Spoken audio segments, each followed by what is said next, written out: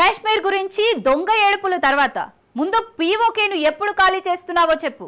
ఐక్యరాజ్యసమితి సాక్షిగా పాకిస్తాన్కు భారత్ సూటి ప్రశ్న ఇది. అవును, పాక్ ఆక్రమిత కాశ్మీర్ను ఎప్పుడు ఖాళీ చేస్తావో చెప్పమని అంతర్జాతీయ వేదిక మీదే ఉగ్రదేశాన్ని కడిగి పారేసింది ఇండియా. దీనికంతటికీ కారణం పాక్ ప్రతినిధి దుస్సాహసమే. తమ అరాచకాలను కప్పిపుచ్చుకోవడానికి కాశ్మీర్లో అమాయకుల అణిచివేతలు జరుగుతున్నాయని భారత్పై నిందలు మోపే ప్రయత్నం చేశాడు. దీనికి బదులుగానే పీఓకేను ఎప్పుడు ఖాళీ చేస్తారో చెప్పాలంటూ కౌంటర్ ఇచ్చారు భారత ప్రతినిధి. ఇందులో పీఓకేను భారత్లో విలీనం చేసే వ్యూహము ఉంది. ఇంతకు మానవ హక్కుల మండలి సమావేశంలో అసలేం జరిగింది? సొంత పౌరులపైనే బాంబులేసిన పాకిస్తాన్ ఇండియాపై చేసిన సంచలన ఆరోపణలేంటి? పీఓకే విషయంలో భారత్ మార్చిన వ్యూహమేంటి?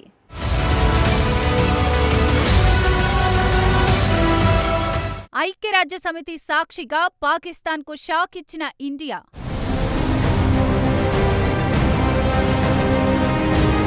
పీఓకేను ఎప్పుడు ఖాళీ చేస్తావో చెప్పమంటూ సూటి ప్రశ్న.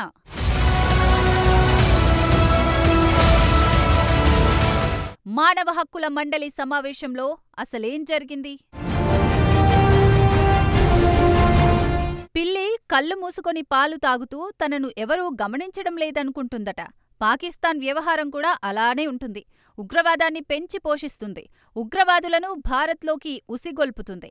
అంతర్జాతీయ వేదికలపై మాత్రం ఉగ్రవాదంతో బాధింపబడుతోంది తామేనని ఆస్కార్ రేంజ్ పర్ఫార్మెన్స్ ఇస్తుంది. తనది కాదని తెలిసి కూడా జమ్మూ కాశ్మీర్ను వివాదం చేస్తుంది. ఐక్యరాజ్యసమితి సాక్షిగా మరోసారి అదే చేసింది. కాశ్మీర్ను టచ్ చేయడమే కాక ప్రపంచం ముందు ఇండియాను విలన్గా చూపించేందుకు విశ్వ ప్రయత్నాలు చేసింది.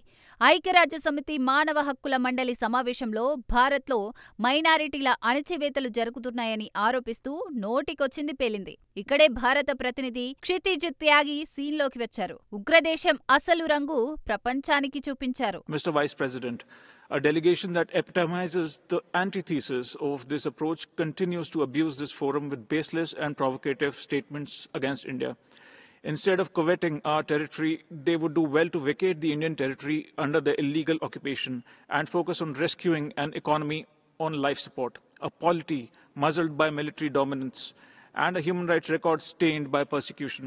Perhaps once they find time away from exporting terrorism, harboring UN-proscribed terrorists, and bombing their own people. మానవ హక్కుల మండలిలో పాకిస్తాన్ కుట్రలకు భారత్ మార్కు కౌంటర్ ఇది. విరుద్ధమైన వాదనలతో భారత్కు వ్యతిరేకంగా రెచ్చగొట్టే ప్రకటనలతో పాకిస్తాన్ ఈ వేదికను దుర్వినియోగం చేస్తోందని మండిపడ్డారు. భారత భూభాగాన్ని కోరుకునే బదులు వారు ఆక్రమించుకున్న ప్రాంతాన్ని ఖాళీ చేయడంపై దృష్టి పెట్టాలని కౌంటర్ ఇచ్చారు. అంతేకాదు, పొరుగు దేశాలపై ఉగ్రవాదులను ఎగదోయడం, నిషేధిత ఉగ్రవాద సంస్థలకు ఆశ్రయం కల్పించడం, సొంత ప్రజలపై బాంబులతో దాడి చేయడం వంటి వాటి తర్వాత కూడా సమయం మిగిలి ఉంటే తన ఆర్థిక వ్యవస్థను, సైనిక ఆధిపత్యంతో నిండిన రాజకీయ వ్యవస్థను కాపాడుకోవడంపై దృష్టి పెట్టాలంటూ దిమ్మ తిరిగే పంచిచ్చారు. బహుశా భారత ప్రతినిధి నుంచి ఈ రేంజ్ రిప్లై వస్తుందని పాకిస్తాన్ కూడా ఊహించి ఉండదు. ముఖ్యంగా పాక్ ఆక్రమిత కాశ్మీర్ని ఖాళీ చేయడంపై దృష్టి పెట్టాలని అంతర్జాతీయ వేదికపై తమ పరువు తీస్తారని అస్సలు ఊహించి ఉండదు. కానీ క్షితిజ్ త్యాగి 30 సెకన్లలోనే పాక్ కుట్రలను ప్రపంచం కళ్లకు కట్టారు.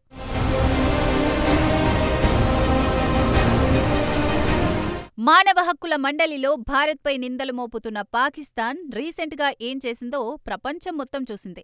ఈ నెల 22న ఖైబర్ పఖ్తూన్ఖ్వా తిరా లోయలోని మాత్రాధారా అనే గ్రామంపై బాంబులతో విరుచుకుపడింది. బాంబు దాడులతో పలు ఇళ్లు పూర్తిగా ధ్వంసమయ్యాయి. చాలా మంది చిన్నారులు నిద్రలోనే కన్నుమూశారు. పాకిస్తాన్ ఎయిర్ ఫోర్స్కు చెందిన JF-17 యుద్ధ విమానాలు ఈ దాడులు నిర్వహించాయి. ఈ దాడుల్లో చైనాకు చెందిన LS-6 బాంబులను పాకిస్తాన్ ఎయిర్ ఫోర్స్ ఉపయోగించింది. మొత్తం 8 బాంబులతో యుద్ధ విమానాలు దాడి చేశాయి. ఈ దాడిలో 30 మంది అమాయక పౌరులు ప్రాణాలు కోల్పోయినట్టు నివేదికలు తెలిపాయి. చనిపోయిన వారంతా అకఖేల్ అనే గిరిజన తెగకు చెందినవారు. పాకిస్తాన్ మాత్రం మాత్రాధారలో అసలు వైమానిక దాడులే జరగలేదని ప్రకటించింది. నిజమేంటంటే పాక్ ఎయిర్ ఫోర్స్ స్వయంగా ఈ దాడులు నిర్వహించింది. అది కూడా పాక్ను వెంటాడుతున్న తెహ్రిక్ ఈ తాలిబన్ను లక్ష్యం చేసుకొని. తెహ్రిక్ ఈ తాలిబన్ పాకిస్తాన్ సింపుల్గా షార్ట్కట్లో చెప్పాలంటే టీటీపీ. పాకిస్తాన్ ఎంచుకున్న టెర్రర్ స్ట్రాటజీలో ఇది కూడా ఒక భాగం. 4 ఏళ్ల క్రితం ఈ గ్రూపు గురించి పాకిస్తాన్ పాలకులు గొప్పగా చెప్పుకున్నారు. ఆఫ్ఘాన్లో తిష్టవేసిన సోవియట్లను తరిమేందుకు తాలిబన్లను తయారు చేశాం, మేం సిద్ధం చేసిన ఆ వీరులే అమెరికా, నాటో సైనికులను ఓడించారని మీసాలు మెలేశారు. ఇక తాలిబన్లు ఇండియాపైన దృష్టి పెడతారని బెదిరింపులకు తెగబడ్డారు. కానీ వారి అంచనాలు తిరగబడ్డాయి. ఎవరైతే తమ ప్రత్యర్థి అంతు చూస్తారని జబ్బలు చరుచుకున్నారో వాళ్లే ఇప్పుడు శత్రువులయ్యారు. తమ ప్రత్యర్థులను నాశనం చేస్తారనుకుంటే పాక్లోనే రక్తపాతం సృష్టిస్తున్నారు. దీనికి కారణం తాము మద్దతిచ్చిన ఆఫ్ఘనిస్తాన్ తాలిబన్లతో ఈ తెహ్రిక్-ఇ-తాలిబాన్ పాకిస్తాన్ గ్రూపు చేతులు కలపడమే. అలా కలిసిన చేతులు 3 ఏళ్లుగా పాక్లో మారణ హోమం సృష్టిస్తూనే ఉన్నాయి. దీంతో టీటీపీని అంతం చేయడమే లక్ష్యంగా పాకిస్తాన్ ఎయిర్ ఫోర్స్ ఈ ఆపరేషన్ నిర్వహించింది. కానీ ఇందులో అమాయకులే ప్రాణాలు కోల్పోయారు. ఈ నిజాన్నే భారత ప్రతినిధి మానవ హక్కుల మండలి ద్వారా ప్రపంచం ముందు పెట్టారు. సొంత ప్రజలపైనే బాంబు దాడి చేసే మీరా మా దేశం గురించి మాట్లాడేదని పాకిస్తాన్ ఇజ్జత్ తీసేశారు. కానీ పీఓకేను ఎప్పుడు ఖాళీ చేస్తారని ఎందుకు ప్రశ్నించారు?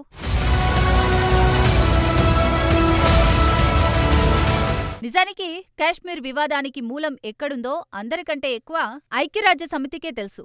పాకిస్తాన్ దురాక్రమణ గురించి ఆ సంస్థకు పూర్తి క్లారిటీ ఉంది. కాశ్మీర్ను భారత్లో విలీనం చేసేందుకు రాజా హరిసింగ్ సంతకం చేశారన్న నిజం కూడా ఆ సంస్థకు తెలుసు. ఆ మాటకొస్తే ఐక్యరాజ్య సమితికే కాదు, ఈ నిజాలన్నీ పాశ్చాత్య దేశాలకు తెలుసు. అయినప్పటికీ వాంటెడ్గా పాక్కు మద్దతుగా నిలిచి కాశ్మీర్ను 2 దేశాల వివాదంగా మార్చేశారు. దశాబ్దాలుగా రక్తపుటేరులు పారడానికి కారకులయ్యారు. విచిత్రమేంటంటే ఇప్పటికీ ఇటు ఐక్యరాజ్య సమితి కానీ అటు పాశ్చాత్య దేశాలు కానీ కాశ్మీర్ వివాదంలో నిజం వైపు నిలబడే ధైర్యం చేయడం లేదు.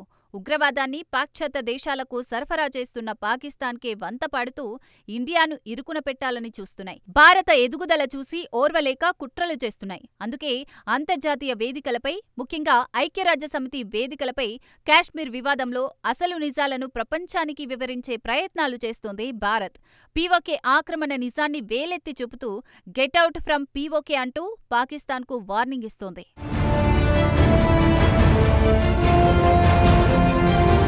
జమ్మూ కాశ్మీర్ను వేగంగా అభివృద్ధి చేయడంపై ఫోకస్ చేసిన మోడీ సర్కార్ పాక్ ఆక్రమిత కాశ్మీర్ విషయంలోనూ ఇటీవల గేమ్ చేంజ్ చేస్తోంది. పాక్ నిండా మునిగిన ఈ సమయం పీఓకే విలీనానికి సరైందిగా భావిస్తోంది.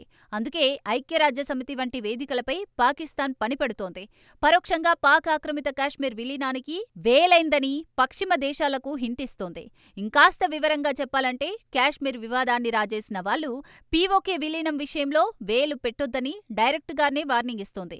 మానవ హక్కుల మండలిలో మన కాశ్మీర్పై కారు కూతలు కూసిన పాకిస్తాన్కు పీఓకేను ఖాళీ చేయడంపై ఫోకస్ చేయమని డిమాండ్ చేయడానికి రీజన్ ఇదే. అంతేకాదు, రీసెంట్గా మొరాకోలో పర్యటించిన రక్షణ మంత్రి రాజ్నాథ్ సింగ్ త్వరలోనే పీఓకే భారత్లో విలీనమవుతుందని ప్రకటించారు. అందుకు యుద్ధం అవసరం లేదని చెప్పారు. సో కాశ్మీర్ వివాదం విషయంలో అంతర్జాతీయ సమాజం మైండ్ సెట్ చేయడమే మోడీ సర్కార్ మొదటి ప్రాధాన్యత. అందుకు పాక్ కుట్రలను ప్రపంచానికి చాటి చెబితే చాలు. ప్రస్తుతం ఆ ప్రయత్నాలే జరుగుతున్నాయి. అప్పటి వరకు ఆరిపోయే దీపానికి వెలుగెక్కువ అన్నట్టుగా కాశ్మీర్పై పాకిస్తాన్ కారు కూతలు కూస్తూనే ఉంటుంది.